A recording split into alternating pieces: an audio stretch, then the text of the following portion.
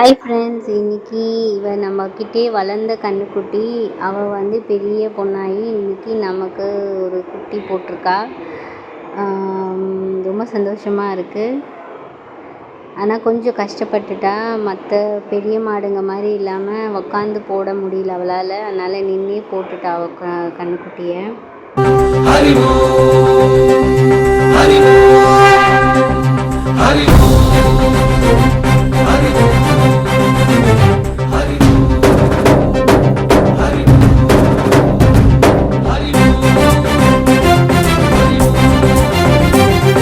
కాళేశ్వరి శ్రీహరి నగరి ఇదిగో రాబదరి, వైకుంఠేశ్వరి శివికి నగరి అదిగో మహిమగిరి.